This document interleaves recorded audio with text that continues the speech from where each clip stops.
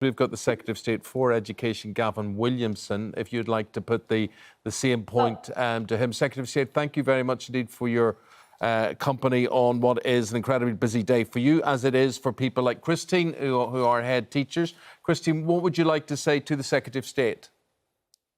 I just hope you're listening to all these stories, because it's not just one or two, it's widespread. And in fact, you know, yesterday we were told it's going to be near the centre assessment grades. It's not. It's 40% down. It's not a level playing field across the UK. And how can England justify what it's doing? So thank you ever so much. I mean, what we've 97% of the grades that have been awarded have been within either on the centre assessment grades or within one grade of that centre assessment grades. But we do recognise that whatever system that you put in place, the best system that we can ever have is to have a system where people are having exams. But we weren't, as a result of COVID, we weren't in a position to be able to do that. And we, Ofqual, consulted widely on this, extensively, largest public consultation that they've ever had to get a system that's as fair as possible. But, you know, as a father myself, as someone who wants to always do the absolute best for all of children right across the country, you know, it's about trying to put as much fairness into the system as possible. There are young people out there, and we suspected that this would be the case, where actually the result that they get isn't the true and total fair reflection of the work that they put in.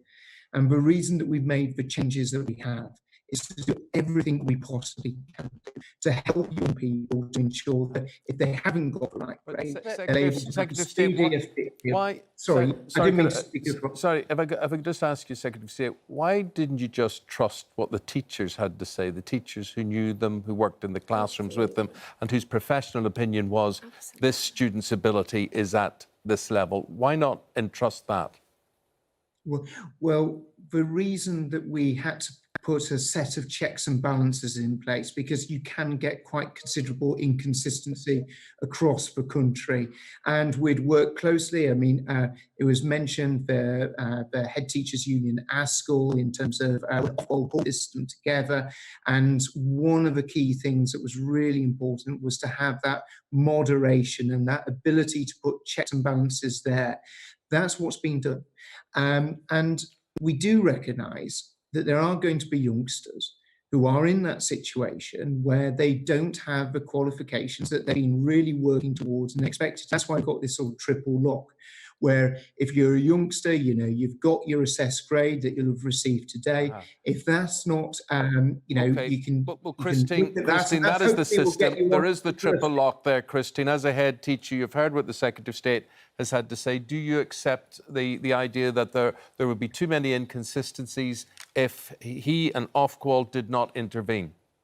Well, I think there's too many inconsistencies anyway, because I'm seeing some of our students go down 2 grades where they're at the top of the school. So there are inconsistencies. And is this the right time for checks and balances when we really don't know what they are? Well, what you're really saying to Gavin Williamson is, why didn't you cut these kids some slack? Absolutely. No one's going to, you know, come on, they've been through enough. Let them move on. We as professionals have given those grades in good faith and very robust, and we followed the consultation to a T. Yeah. Now let's do that. In the statistical standardisation, teachers' professional judgment should have been heavily weighted. And also, the idea that young people's mocks are ever a representation of their final grades on the appeal system just doesn't make any sense whatsoever. And I think Eamonn made a really true point. You might not like to acknowledge it, but you're saying you don't trust teachers. And teachers are experts. They have relationships with these young people. They know their history. And unfortunately, even when it comes down to an exam, as you said, represents a child's intelligence or academic level, it doesn't. It just reacts to their memory. So you should have gone with what the people are telling you those kids deserved. What would you say, we're talking about the kids, we've just been talking, Gavin Williamson, I don't know if you heard, to Will, who's a student in Devon. He took physics, maths, further maths, very, very clever young man, predicted straight A's. He's got a B and 2 C's. He's lost his place at his top choice university, and he was in tears talking to us. What would you say to Will and students like him this morning?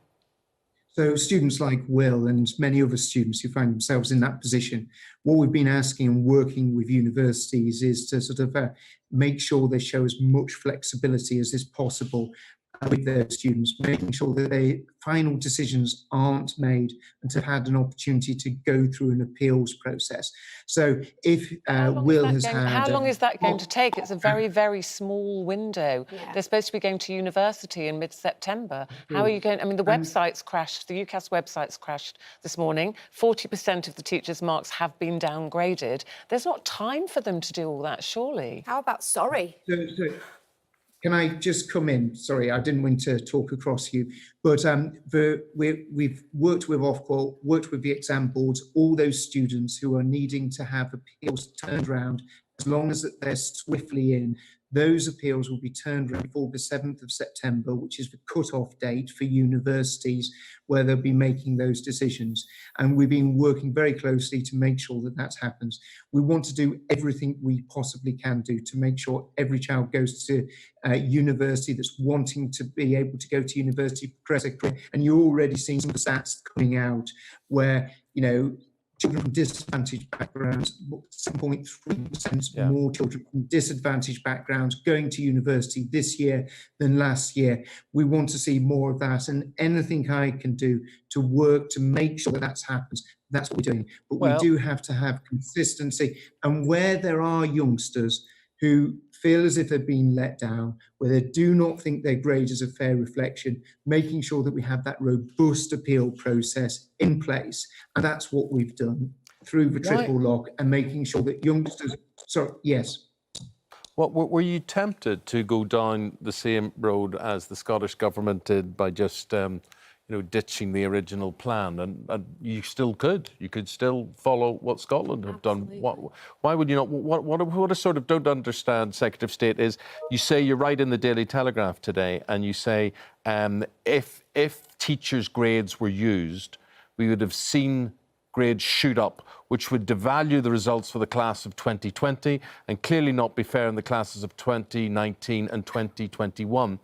I and maybe a lot of other parents don't really understand that, because we're sort of thinking they're on their own. This is 2020, 2019 was 2019, 2021 is 2021. They're not in direct competition. Why not cut them slack? Why not just let it go? Well, over time, they are in competition with one another, and you have to have certain consistency in terms of grades, making sure that we maintain standards. Because actually, in order to, you know, if you effectively sort of rip up the whole book and say that you're not having standards, not having the same level of consistency, you'll have had some schools, for example, who will have literally put in every child in as either an A or an A star or a B. And that isn't actually... I'm sorry, I'm just going to say that's not trusting teachers. With these people are well trained and paid, and Christine's on here to talk about that now. You are disrespecting teachers and young people. I'm also quite incensed that children had their first choice universities long before this pandemic ever came to Europe. And those universities and those schools back those children in that first choice. And that's where they should be. And people like Will have been disadvantaged because he's taken his clearance offer. That's fab. Some people won't have that honour. And also, he could have got into his first choice. Leave it till the 7th of September, those places are gone. It's about time. Look, come on, we can do this. You can do this. Give the children what they have. Sorry, I didn't mean to talk about it, but this is why we put all the procedures in place to make sure that we give young people as many options. Listening to teachers, which is the main thing you should be doing, and everybody in the UK right now is saying that. The whole basis of the assessments, at the core of it, the cornerstone of it, was teacher assessment and teacher ranking of those students. That's been absolutely essential and the key part of it. And what we've seen is that, you know, most students will be in a position where they've got their A-level grades and they're going to be able to progress on to the next stage of whether they want to go to university, whether they want to go to college, whether they're going into the workplace. You know, as a result of COVID, we had some really difficult decisions to take. We weren't able to proceed with the exams. We had to put a system in place that had consistency and had fairness, but it isn't as good as exams. And that's why... It's failed, hasn't it, really? It's failed. And that's why, in terms of the appeals process, we've had to put such a large and robust appeals process in place, because if we weren't in a position to do that, those youngsters who frankly should have got a better grade than the one that they got wouldn't be in a position to be able to get the grade I that they think you're going to deserve. be And that's why very, we very. make I think you're going to decisions be on very, very everything. busy. You're going to be very, very busy with the appeals process because every single call we're getting Every here. single one. Jacqueline says my son's just got his A-level results. He's been downgraded from 3 Bs. He's now got 3 Cs. He's lost his place at his chosen university. Zoe says her daughter took A-levels last year, didn't get the grade she wanted, so she decided to try again. She's worked really hard all year, but the grades she's got this year are even worse than the grade she got last year. She's currently upstairs in her room in tears, devastated. And it goes on. But Secretary of State, we'll go through this again next week, won't we, when the GCSE results come out? So your line won't change. I mean, just to give advance warning on this is going to be the same system in place for next week as well. That's right, yes. Yeah.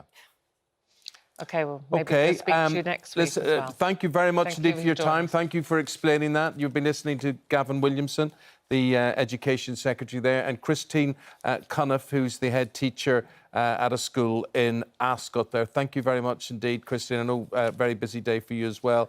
And Emma, just final word to you. Just want to apologise for a system that's clearly broken and that teachers are evidencing it, and I hope that you're right, that they actually maybe take some of the advice you've given, which is to reconsider the position and listen to teachers, because that's why they're paid. They know their students. They deserve to get the grades that they've worked for.